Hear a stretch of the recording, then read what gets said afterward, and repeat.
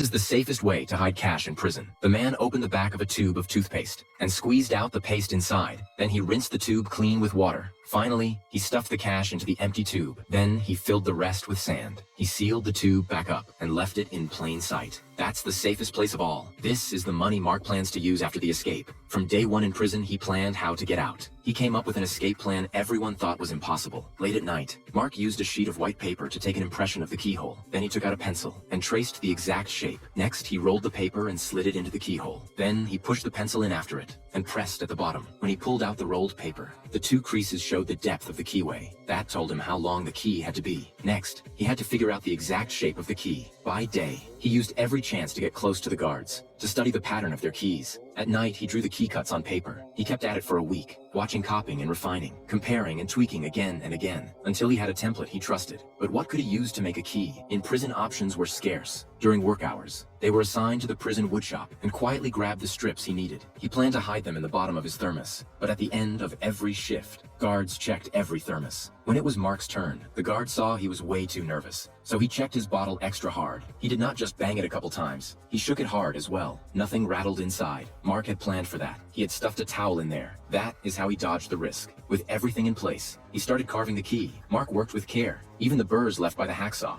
He sanded smooth. Then he glued the pieces together and set it under a lamp to cure, to speed up the glue. At the end, he filed the teeth to match the template. Mark could not wait to test it. He turned it gently. The key actually moved the pins inside. It stuck a little in the middle, but it still did the job. That crisp click to him sounded like the sweetest music. The second door was heavy steel, and it opened only from the outside. Same approach as before. This time, he made the second key fast. Mark tried it out. He popped the lock again with ease, but when he turned it back, he got jittery and snapped the key clean off. Half of it was stuck inside the cylinder. Mark panicked. Luckily, before the guard reached them, he dug the broken piece out, but the latch had turned and now stuck out. After the guard left, Mark pounded on it with his hands. It did not budge at all. That night, Mark waited nervously for lockup. When the guard saw the exposed latch, he figured it was another guard's oversight, and never imagined inmates could make a key. Mark finally breathed again. Now the keys were ready, but opening the door from the outside was still a problem. His partner pitched an idea. Run a line from the cell across the hall to guide the key into the keyhole. Mark shot it down fast. There would be no leverage to turn the key. Then George noticed the mop in front of them, and an idea hit him. They could reach the mop handle out the window. The length could hook the keyhole just right, but how to twist the key? While working in the woodshop that day, he saw an inmate spin the handwheel on a lathe,